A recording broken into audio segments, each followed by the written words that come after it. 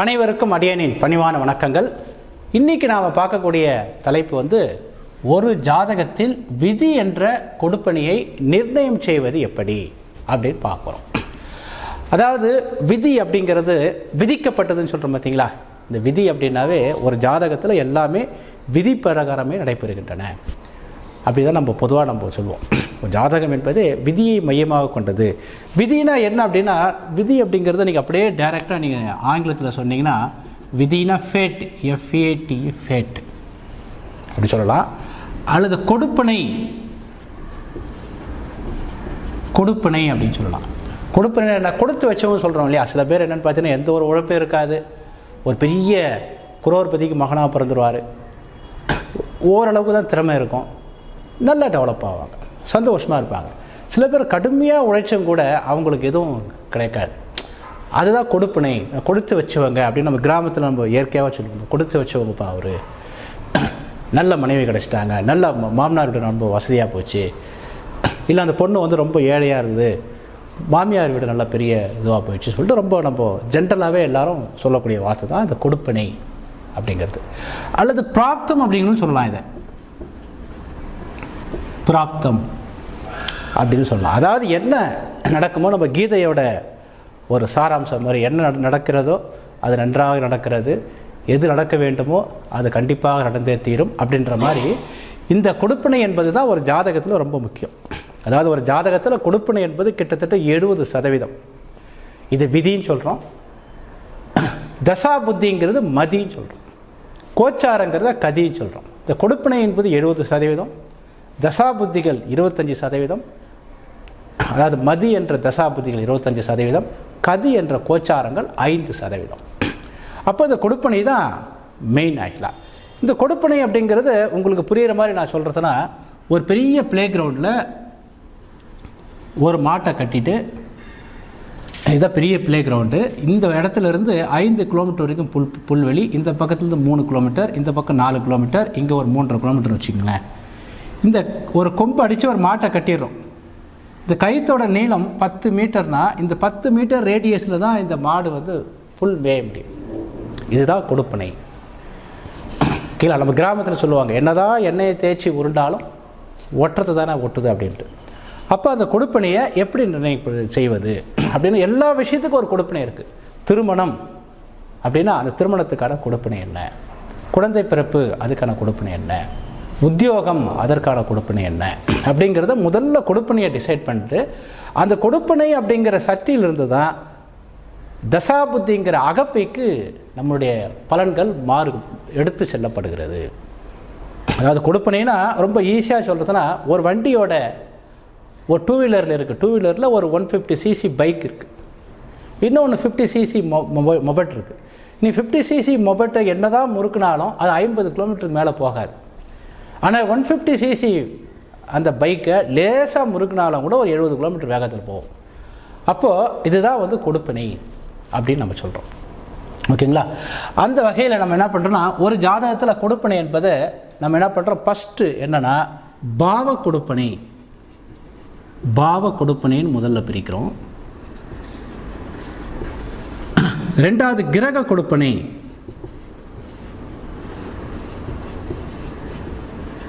கிரக கொடுப்பனைங்கிறது ரெண்டாவது பிரிக்கிறோம். மூணாவது லக்ன கொடுப்பனை,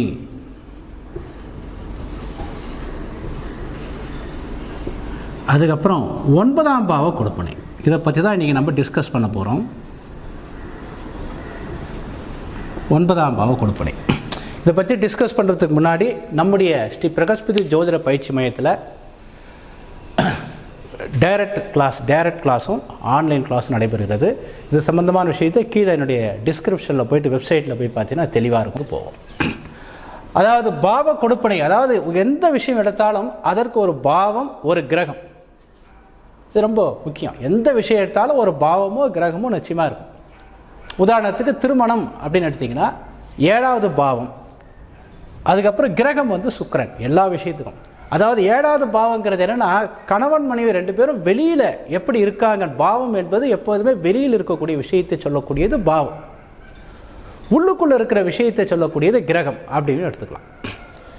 அப்போது கணவன் மனைவி 2 பேருடைய ஒற்றுமை, மற்றவர்கள் எப்படி மதிப்பீடு செய்கிறார்கள் அப்படிங்கிறது 7ஆம் பாவத்தில் கொடுப்பினை. 7ஆம் பாவத்தில் கொடுப்பினை வந்து கணவன் மனைவி 2 பேரும் எப்படி இருக்கிறார்கள். ஏன்னா 7வது வீடு என்பது ஏன் 7வது வீட்டை திருமணம் அப்படின்னு சொல்லலாம். அது காரணம் நீங்கள் திருமணம் தாம்பதிங்கிற புத்தகத்தை பார்த்துருந்தீங்கன்னா உங்களுக்கு தெரியும். திருமணத்தை பற்றி நிறைய வீடியோஸ் போடுறோம். 7வது பாவம் என்பது நாம் ஒரு விஷயத்தை பகிர்ந்து கொள்ளுதல், நம்முடைய அகம் சார்ந்த விஷயத்தையும் புறம் சார்ந்த விஷயத்தையும் யாருக்கிட்ட அதிகமாக பகிர்ந்து கொள்கின்றோமோ அவங்க தான் 7வது பாவம். வியாபாரத்தை பகிர்ந்து கொள்ளும் போது பார்ட்னர் கிளைண்ட்டுன்னு சொல்கிறோம். அப்போ பர்சனல் லைஃப்னு பார்க்கும்போது நம்முடைய மகிழ்ச்சிகளையும் சந்தோஷங்களையும் உடல் சார்ந்த விஷயங்களையும் பரிசு சுகங்களையும் ஒருவருக்கொருவர் பகிர்ந்து கொள்ளுதல் அப்படின்றது 7வது பாவங்கிறதால இந்த 7வது பாவத்திற்கு கொடுப்பினை அப்படிங்கிறது, இந்த பாவ கொடுப்பினைங்கிறது 40%. அதுக்கப்புறம் கிரகம், 9 கிரகத்தில் எந்த கிரகம் திருமணத்தை குறிக்குதுன்னா ஆணுக்கு செவ்வாய், இது ஆணுக்கு சுக்கிரனும் பெண்ணுக்கும் செவ்வாயும் குறிக்கிறது. ஆணுக்கு ஏன் சுக்கிரனா, ஆண் என்பவன் எப்போதுமே வலிமையானவன் அப்படிங்கிற அமைப்பில் அவன் மயங்கக்கூடியது சுக்கிரனுடைய காரணம். காலபுருஷனுக்கு பார்த்தீங்கன்னாவே காலபுருஷனுக்கு ஆண் ராசி என்பது செவ்வாய் ஓனராக இருப்பார். அது அப்படியே 7வது வீட்டில் சுக்கிரன் வந்து துலா ராசிக்கு ஓனராக இருப்பார். அதேமாதிரி 7வது வீட்டிலேருந்து நீங்கள் அப்படியே நீங்கள் லக்னத்தை அதாவது மேஷத்தை பார்க்கும்போது அது ஆண் ராசியாக இருக்கும். அதுவும் 2மே ஆண் ராசியாக இருந்தாலும் கூட அது ஓனர் அப்படின்னு சொல்கிறோம் இல்லையா. அதாவது ஆண்களுக்கு கலத்திரக்காரகன் சுக்கிரன், பெண்களுக்கு கலத்திரக்காரகன் செவ்வாய். இது சம்பந்தமான விஷயத்தை நிறைய வீடியோஸ், அதாவது நீங்கள் திருமணம் பற்றின பிளேலிஸ்ட் இங்கே போட்டிருக்கேன். கிட்டத்தட்ட 20 வீடியோஸ் இருக்குது. அந்த வீடியோஸை பார்த்தீங்கன்னா இதுக்கு உண்டான விளக்கங்கள் எல்லாம் தெரிய வரும். அப்போ இந்த கிரக காரக கொடுப்பினை, அது ஆணாக இருந்தால் சுக்கிரன், பெண்ணாக இருந்தால் செவ்வாய். இது 40% இந்த கொடுப்பினையை நிர்ணயம். இந்த கொடுப்பினையை எப்படி நிர்ணயம் பண்ணுறது நான் திரும்பவும் சொல்லுவேன், நிறைய வீடியோ போட்டிருக்கேன். பாவ தொடர்பு என்றால் என்ன அப்படிங்கிற வீடியோவில் தெளிவாக கொடுத்துருக்கேன். அப்போ முதல்ல இந்த கொடுப்பினையை எப்படி நிர்ணயம் பண்ணுறது இதை சொல்லிட்ட பிறகு நான் மீண்டும் எக்ஸ்ப்ளனேஷன் பண்ணுறேன். அப்போ லக்ன கொடுப்பினை எந்த ஒரு விஷயமா இருந்தாலும், அதாவது பாவ கொடுப்பினையும் கிரக கொடுப்பினையும் தான் ரொம்ப முக்கியம். ஓகேங்களா. லக்ன கொடுப்பினைங்க, லக்னங்கிறது காமன், எல்லா பாவத்துடைய காரங்களையும் தன்னுள் வைத்துள்ள கொள்ளக்கூடியதான் லக்னம். நீங்கள் லக்னம் எடுத்தீங்கன்னாவே லக்னம் வந்து உடல் கூறில் மூளையை குறிக்குது இல்லையா. உடம்புல இருக்கிற எல்லா உறுப்புகளையும் ஆளுமை செய்வது எதுன்னு பார்த்தீங்கன்னா மூளை தான். ஒவ்வொரு உறுப்புகளும் தனித்தனியாக இருந்தாலும் கூட அந்தந்த உறுப்புகளுக்கு அங்கிருந்து உங்களுக்கு மெசேஜ் போகுது இல்லையா. அப்போ லக்ன கொடுப்பினை என்பது 15 மார்க். அதாவது லக்ன கொடுப்பினைங்கிறது எப்போ முக்கியம்னு பார்த்தீங்கன்னா, பாவ கொடுப்பினையோ கிரக கொடுப்பினையோ கெட்டு போகும்போது லக்ன கொடுப்பினை நல்லா இருக்கும்போது ஓரளவுக்கு அந்த காரகத்தை செயல்படுத்துவதற்கு அது யூஸ்ஃபுல்லாக இருக்கும். அதுக்கப்புறம் 9ஆம் பாவ கொடுப்பினை 5%. 9ஆம் பாவ கொடுப்பினை தெய்வ அனுகிரகம் சொல்லக்கூடிய விஷயம். எல்லா விஷயத்துக்கும் தெய்வ, நீங்கள் கேட்கலாம் தெய்வ அனுகிரகம் சொல்கிறீங்க, அதுக்கு வெறும் 5 மார்க் தான் கொடுத்துருக்கீங்களே சார். எப்பவுமே கடவுள் வந்து கிள்ளி தான் கொடுப்பார், அள்ளி கொடுக்க மாட்டார். ஏன்னா 30 வருஷம் உள்ளே இருக்கணும்னு சரி, 30 வருஷமாக வெளியில் இருக்கணும்னு சரி. நான் சொல்கிறேன், கோயிலில் 30 வருஷமாக உள்ளே இருக்கிறவரும் தட்டி வந்துட்டு தான் இருக்கார், 30 வருஷமாக வெளியில் இருக்கிறவனும் தட்டி வந்துட்டு தான் இருக்காங்க. வரவங்க போகிறவங்க பெரிய ஆள் ஆயிடுறாங்க. அப்படின்னா கடவுள் என்பது உழைக்கக்கூடியவருக்கு தான் அனுகிரகம் கொடுக்குறார். அவருடைய அனுகிரகம் 5%. இந்த லக்ன கொடுப்பினைங்கிறது திருமணத்துக்கு அப்படி மட்டும் இல்லை, எல்லா விஷயத்துக்குமே. இது வந்து திருமணம் அப்படிங்கிற ஒரு ஆஸ்பெக்ட் இருக்குல்ல, எல்லா விஷயத்துக்கும் லக்னம் என்பது ஒரு மனிதனுடைய சுய முயற்சியையும் அவனுடைய தன்னார்வத்தையும் குடிக்கக்கூடிய ஒரு அமைப்பு. அவன் அந்த குறிப்பிட்ட விஷயத்தில் எந்த அளவுக்கு ஒரு இண்டிவிஜுவாலிட்டின்னு சொல்கிறோம் இல்லையா. உதாரணத்துக்கு ஒருத்தர் மருத்துவர் ஆக வேண்டும் அப்படின்னா நம்ம என்ன பண்ணுவோம், 6வது பாவத்திற்கு கொடுப்பினை. அதுக்கப்புறம் கிரக காரகன் வந்து மருத்துவத்துக்கு கிரக காரகன் சூரியன், கூட வேணால் செவ்வாயும் சேர்த்துக்கலாம். சூரியன் செவ்வாய். லக்ன கொடுப்பினை, அதாவது லக்னம் என்பது அவருக்கு மருத்துவம் சம்பந்தமான தனிப்பட்ட அறிவு, தனித்தன்மைன்னு சொல்கிறோம் இல்லையா. லக்ன பாவத்தை தனித்தன்மைன்னு சொல்கிறோம் இல்லையா. அந்த தனிப்பட்ட அறிவு வந்து அவருக்கு சிறப்பாக இருந்தால் தான் அதை எடுத்து நடத்த முடியும். அதுக்கப்புறம் 9ஆம் பாவ கொடுப்பினை இறைவனுடைய ஆற்றல். அதாவது 9ஆம் பாவங்கிறது அது 5% இருந்தாலும் கூட அந்த 5% என்பது மிகப்பெரிய விஷயத்தை சரி பண்ணுறதுக்கு சமமாக இருக்குது. அதாவது குறிப்பிட்ட ஒரு குறிப்பிட்ட இந்த 9ஆவது பாவங்கிறது ஒரு ரெக்கமெண்டேஷன் வச்சுங்களேன். ஒருத்தர் MBBS படித்து முடிக்கிறாரு, ரெக்கமெண்டேஷனுங்கிறது ஒரே ஒரு நாள் தான் அவர் சொல்கிறார், இந்த பையனுக்கு ஒரு வேலை கொடுங்கன்ட்டு. அவருக்கு திறமை இருந்தால் தான் அந்த வேலையில் கண்டினியூ ஆக முடியும், திறமை இல்லைன்னா முடியாது. அப்போ 5%ங்கிறது ஒரு சின்ன இது தான். கீழே 5% என்பது என்னன்னு பார்த்தீங்கன்னா, உங்களுக்கு புரியுற மாதிரி சொல்கிறதுனா, ஒரு கோல்டில் ஒரு செம்பு நீங்கள் கலந்தால் தான் அது ஆபரணமாக செய்ய முடியும். அப்போ செம்புக்கு வேல்யூ கம்மியாக இருந்தாலும் கூட ஆபரணம் அப்படின்னு செய்யும் போது வெறும் கோல்டு மட்டுமே இருந்தால் முடியாது. அந்த வகையில் இந்த 5% என்பது ஒரு கூடுதலான, அதாவது வாய்ப்புகளை நமக்கு தரக்கூடியது. அதாவது எல்லா விஷயத்துக்கும் வாய்ப்புகள் இருந்தும் வெறும் 5% மட்டும் இருக்குது, இதெல்லாம் இல்லைன்னா பிரயோஜனம் இல்லை. ரெக்கமெண்டேஷன் கொடுக்குறவர் ஒரு இடத்துக்கு கொடுப்பார், 2 இடத்துக்கு கொடுப்பார், 2 இடத்துலையும் அவர் வெளியில் வந்துட்டார்னா அப்புறம் ரெக்கமெண்டேஷன் பண்ண மாட்டார். திறமை இருந்தால் தான் ரெக்கமெண்டேஷனும் கிடைக்கும். அந்த வகையில் இந்த 9ஆம் பாவங்கிறது இறையருள் அல்லது தெய்வ அனுகிரகம் அப்படிங்கிறது திரும்ப திரும்ப ஒருத்தருக்கு கிடைக்காது. அதிர்ஷ்டம்னு சொல்கிறாங்களே 9ஆம் பாவத்தை, அதிர்ஷ்டம் என்பது அதி இஷ்டத்துக்கு தான் வரும். அந்த வகையில் இந்த கொடுப்பனையை நம்ம இந்த மாதிரி பிரிச்சுக்கலாம். அப்போ கொடுப்பனைங்கிறது எதை வச்சு நம்ம டிசைட் பண்ணுறோம் அப்படின்னா, உதாரணத்துக்கு திருமணம் 7வது பாவம்னா 7வது பாவ முனையை ஆளுகின்ற 3 கிரகம். உதாரணத்துக்கு 7வது பாவத்தை இந்த மாதிரி ஆளு கிரகம். 7வது பாவம் வந்து மேஷ ராசியில் இருக்குன்னு வச்சுக்கணும். உதாரணத்துக்கு மேஷ ராசியில் ஒரு 10 டிகிரியில் இருக்குன்னு வச்சுக்கலாம். அப்போது 7வது பாவத்துடைய ஆரம்ப முனையோட நட்சத்திரம் கேது, உபநட்சத்திரம் சனி, உப நட்சத்திரம் புதன் வச்சுக்கங்களேன். அதாவது ஒரு 10 டிகிரி 40 மினிட்னு வச்சுக்கங்களேன், தோராயமாக சொல்கிறேன். மேஷத்தில் 7வது வீடு ஆரம்பிக்குது. மேஷத்தில் 7வது வீடு இந்த டிகிரியில் ஆரம்பிக்குது. நம்ம இந்த பாவ முனை அப்படிங்கிறது இந்த பேனா வந்து ராசின்னு எடுத்துனீங்கன்னா நீங்கள் இந்த பேனாவோட இந்த கடைசி டிப்பு தான் முனை. இந்த பேனாவோட கடைசி டிப்பு தான் இங்கே எழுத பயன்படுது. அந்த மாதிரி இந்த பாவ முனைங்கிறது மேஷம் அப்படிங்கிறது ஒரு பெரிய பேண்ட் 30 டிகிரியாக இருந்தாலும் கூட இந்த 10 டிகிரி 40 மினிட்னு சொல்கிறோம் இல்லையா, அந்த 10 டிகிரி 40 மினிட் அப்படிங்கிறதை ஆளக்கூடிய கிரகம் எது அப்படின்னு பார்க்கும்போது நட்சத்திராதிபதி, ராசி அதிபதி மேஷம். மேஷத்தோட ஓனர் வந்து பார்த்தீங்கன்னா செவ்வாய். அது கடலில் கரைச்ச பெருங்காயம் மாதிரி, அதை விட்டுருங்க. ஏன்னா அது ஃபுல்லாக இருக்குது. உதாரணத்துக்கு நீங்கள் இங்கிருந்து மதுரைக்கு ஒரு லெட்டர் போடுறீங்க அல்லது கோயம்புத்தூருக்கு ஒரு லெட்டர் போடுறீங்க அப்படின்னா நீங்கள் இந்தியா தமிழ்நாடுலாம் சொல்ல வேண்டிய அவசியம் இல்லை. ஓகேங்களா? அதே மாதிரி தான் என்னென்னு பார்த்தீங்கன்னா, நம்ம இங்கே மேஷங்கிறது காமன் ஃபேக்டராக போயிருந்தாலும் அதை விட்டுடுறோம்.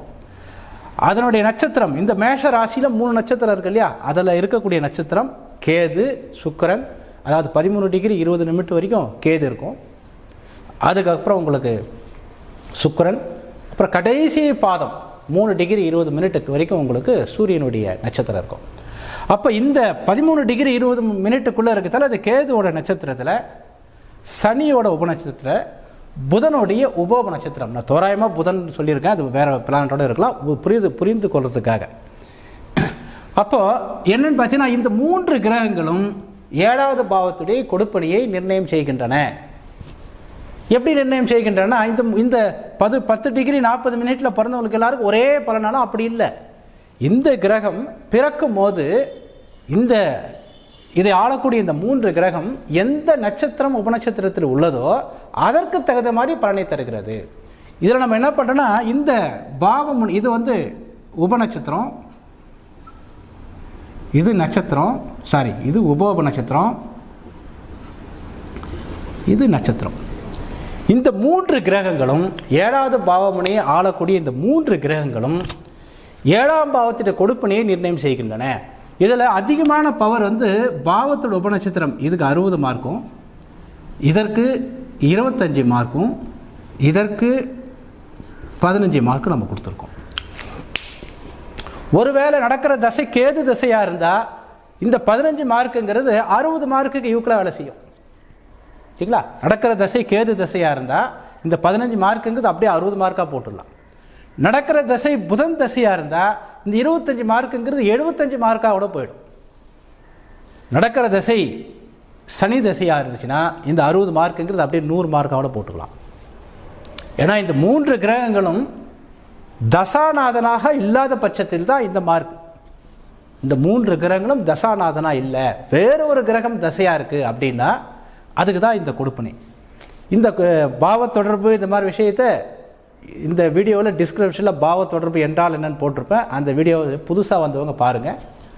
புதுசாக நம்ம சென்னை வகுப்பில் வந்து கிட்டத்தட்ட 10 வருடத்துக்கு முன்னாடி சென்னை, கோயம்புத்தூர், பாண்டிச்சேரி, பெங்களூர் இதில் வந்து நேரடியாக நம்முடைய பயிற்சி மையத்தில் நேரடியாக எடுத்த வகுப்பை 2 நாள் 3 நாள் வகுப்பை அப்படியே லைவாக அப்படியே நம்ம ஷூட் பண்ணி அப்படியே கொடுத்துருக்கோம். நீங்கள் போய் பார்த்தீங்கன்னா தெரியும். வேணால் நான் டிஸ்கிரிப்ஷனில் போட்டு பார்க்குறேன். சென்னை வகுப்பு, கோயம்புத்தூர் வகுப்பு, பெங்களூர் வகுப்பு, 2வது கோயம்புத்தூர் வகுப்பில் அப்படியே வகுப்பு வந்து நான் யூடியூப்பில் போட்டிருக்கேன். ஏன்னா இந்த முறையை வந்து அவ்வளோ ஈஸியாக கற்றுக்கொள்ள முடியாது. இது அனைத்தும் என்னுடைய மாணவர்களுக்காக, இங்கே படிக்கிற மாணவர்களுக்கு எல்லாத்தையும் அவங்க நேரடியாக பயிற்சியில் சொல்லித்தருவது என்பது அவ்வளோ முடியாத காரியங்கிறதால இந்த வீடியோலாம் பார்த்துட்டு அப்புறம் கிளாஸுக்கு வாங்க, இல்லை இந்த கிளாஸுக்கு வந்துட்டு பிறகு இந்த வீடியோவை போய் பாருங்கள் அப்படிங்கிறதுக்காக தான் அந்த வீடியோவை தெளிவாக போட்டிருக்கோம். அதை பார்க்கலாம். அந்த வகையில் நம்ம இந்த 3 கிரகங்கள் தான் இங்கே கொடுப்பனை நிர்ணயிக்க பயன்படுகிறது. அதில் அதிகமாக நம்ம என்ன சொல்கிறதுனா, இந்த 3 கிரகத்தோட தசை வராத வேறொரு தசை, இப்போ குரு தசை வருதுன்னா அப்போ கொடுப்பனைங்கிறது இது 60%. அப்போ இந்த சனி என்ற கிரகம் நன்றாக இருந்தால் என்ன அர்த்தம்? சனி அது நின்ற நட்சத்திரம் ராகு, உபநட்சத்திரம் குருன்னு வச்சுக்கிங்களேன். உதாரணத்துக்கு இது 7வது வீட்டு உபநட்சத்திரம், இது கிரகம், இது நட்சத்திரம், இது உபநட்சத்திரம். இங்கே 3 11, இங்கே ஒரு 9 இருக்குது. அப்போ 3 9 11 அப்படின்னு போட்டுக்கிறீங்க. நட்சத்திரம் காட்டிய பாவத்தை உபநட்சத்திரம் தடுக்கவில்லை. இந்த 3 பாவங்களும் நட்சத்திரம் உபநட்சத்திரம் ஒரே அணியாரகத்தில் டெவலப் ஆகுது. இது வந்து 7வது வீட்டை டெவலப் பண்ணுறதால 7வது வீட்டை கொண்டாந்து இங்கே போட்டுக்கலாம்.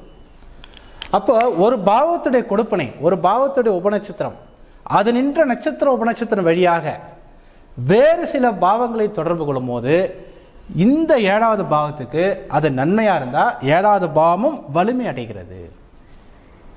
ஒருவேளை இங்கே 4 10 இருக்குது, இங்கே 4 10, இங்கே ஒரு 6 அப்படின்னு இருந்தால் 4 6 10. அப்போ 4 6 10 வரும்போது இது 7ஆம் பாவத்துக்கு 12வது பாவமாக வந்தாலும் 7ஆம் பாவத்தை கொஞ்சம் குறைக்க தான் செய்யும். இது லக்னத்துக்குன்னு பார்க்கும்போது 4 6 10ங்கிறது லக்னத்துக்கு பெரிய அளவுக்கு துன்பங்களை தராது. பட் இருந்தாலும் லக்னத்துக்கு ஒரு ஸ்ட்ரெயின் கொடுக்க தான் செய்யும். 7ஆம் பாவத்தையும் பெரிய அளவுக்கு இந்த 6 வந்து தடுக்கிறதால இந்த அமைப்பில் 7வது பாவம் தன்னுடைய பலத்தை இழக்கிறது. நம்ம என்ன சொல்லணும்னா, இந்த பாவ கொடுப்பனையில் ஒரு முக்கியமான ரூல், கோல்டன் ரூல்னு சொல்லுவோம். நம்ம ஒரு பாவம் லக்னத்துக்கு தீமையை தர மாதிரி இருக்கக்கூடாது. ஃபஸ்ட்டு எந்த ஒரு பாவமாக இருந்தாலும் லக்னத்துக்கு தீமையை தரக்கூடிய மாதிரி இருக்கக்கூடாது. 2வது தன்னுடைய பாவத்தை கெடுக்கிற மாதிரி இருக்கக்கூடாது. இந்த 2 ரூல் ரொம்ப முக்கியம். லக்னத்துக்கு தீமை தரக்கூடியது தான் ஃபஸ்ட் எஃபெக்ட். இப்போ உதாரணத்துக்கு 7வது பாவம் 4 6 10 தொடர்பு கொள்ளும் போது இந்த 4 6 10 என்பது லக்னத்துக்கு தீமையை தருதான்னு பார்த்தீங்கன்னா லக்னத்துக்கு தீமையை தரவில்லை. லக்னத்துக்கு தீமை தரக்கூடிய பாவம் 8 12 மட்டும்தான். அப்போ 4 6 10 என்பது லக்னத்துக்கு நன்மையை தருதான்னு பார்த்தீங்கன்னா லக்னம் என்பது ஒரு அகம் சார்ந்த பாவம்.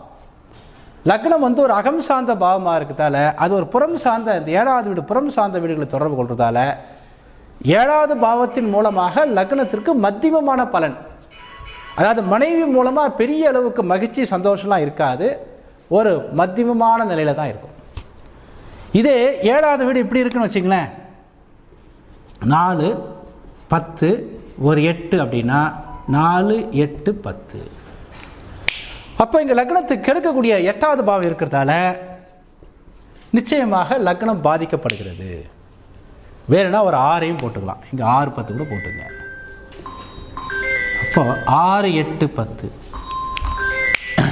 லக்னத்தையும் கெடுக்குது, 7வது பாவத்தையும் கெடுக்கிறதால இங்கே மன வாழ்க்கை ரொம்ப கொடூரமாக இருக்கும். ஜாதகருக்கும் இந்த மன வாழ்க்கை மூலமாக மகிழ்ச்சி இல்லை, அவருடைய மனைவிக்கும் மகிழ்ச்சி இல்லை அப்படின்ற மாதிரி பல்வேறு விஷயங்களை இந்த கொடுப்பனை அப்படிங்கிற விஷயத்த நிறைய வீடியோஸ் நம்ம போட்டிருக்கோம். குறிப்பாக கொடுப்பனையும் தசாபுத்தியினுடைய புத்தகம் இருக்குது, திருமணமும் தாம்பத்தியம் என்னுடைய புக்கு இருக்குது. அதை நீங்கள் பார்த்தீங்கன்னாலும் கூட திருமணம் தாம்பத்தியம் ஜென்ரலாக திருமணத்தை பற்றி இருக்கும். கொடுப்பனை தசாபுத்திங்கிறது தெளிவாக நிறைய விஷயத்தை கொடுத்துருப்பேன், அதையும் பார்க்கலாம். அந்த வகையில் நம்ம என்ன பண்ணுறோன்னா, முதல்ல பாவ கொடுப்பனையை இந்த மாதிரி எடுத்துக்கிறோம். 2வது கிரக கொடுப்பனைன்னு பார்க்கும்போது இதே தான் கிரக கொடுப்பனை.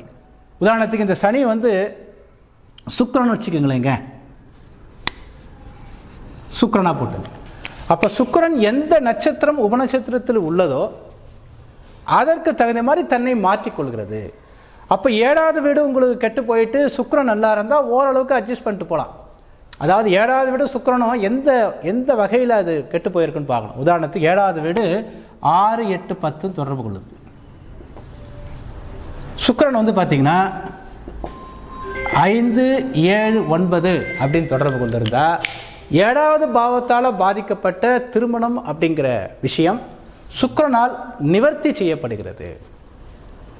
ஏன்னா சுக்கிரன் என்ன பண்ணுதுன்னா 7ஆம் பாவத்துக்கு எதிராக 7ஆம் பாவம் என்ன வீடு வச்சிட்டு இருக்கோ அதுக்கு அப்படியே ஆப்போசிட்டாக வச்சுங்கிறதால இங்கே திருமண வாழ்க்கையில் பெரிய அளவுக்கு பிரச்சனை வராது. 7ஆம் பாவத்தில் வேறு சில காரகம் இருக்கு இல்லையா, அதன் ரீதியாக பிரச்சனை வரும், திருமண வழியாக பிரச்சனை வராது. அதாவது பாவ காரகமோ கிரக காரகமோ இப்போ எப்படி இருக்குன்னு வச்சுங்களேன், சுக்கிரன் அப்படின்ற கிரகம் 4, 8 தொடர்பு கொள்ளுதுன்னு வச்சுங்களேன். 7வது வீடு என்பது 3, 7 தொடர்பு கொள்ளுதுன்னு வச்சுங்களேன். அப்போ சுக்கிரனால் வரக்கூடிய பாதிப்புகளை 7வது வீடு நிவர்த்தி செய்து விடுகிறது. சுக்கிரன் அப்படிங்கிறதுக்கு வெறும் மனைவி அப்படிங்கிற ஒரு காரகம் மட்டும் இல்லை, இன்னும் ஏகப்பட்ட காரகம் இருக்கு.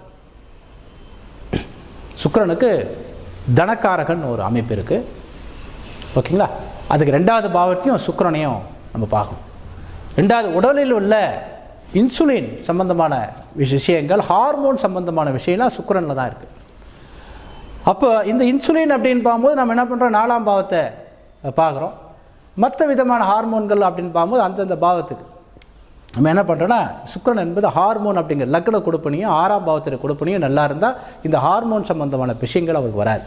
இந்த மாதிரி நிறைய காரகம், அதில் திருமணம் அப்படிங்கிற ஒரு காரகம் சுக்கிரனுடைய காரகம். இங்கே 7வது வீடு இந்த மாதிரி விஷயத்தை மறுக்கும் போது சுக்கிரன் கையில் வச்சுக்கிற வீட்டுக்கு அப்படியே 12வது வீட்டை தொடர்பு கொள்ளும் போது என்ன ஆகுதுன்னா, சுக்கிரனால் வரக்கூடிய பாதிப்பு மனவாழ்க்கையில் வராது. அதுதான் இங்கே பாவ கொடுப்பனையும் கிரக கொடுப்பனையும் நம்ம புரிந்து கொள்ள வேண்டியது. பாவமோ கிரகமோ ஏதாவது ஒன்று நல்லா இருக்குது. உதாரணத்துக்கு 7வது வீடு வந்து 8 காமிக்குது, 4, 8 காமிக்குது. சுக்கிரன் அப்படின்ற கிரகம் வந்து 5, 9 தொடர்பு கொண்டா 7வது பாவத்தை தடுக்கக்கூடிய ஆற்றல் சுக்கிரனுக்கு இல்லை. ஏன்னா இந்த 4, 8 வந்து 5, 9 வந்து 4, 8 கெடுக்க முடியாது. 4, 8 கெடுக்கக்கூடியது 3, 7 தான்.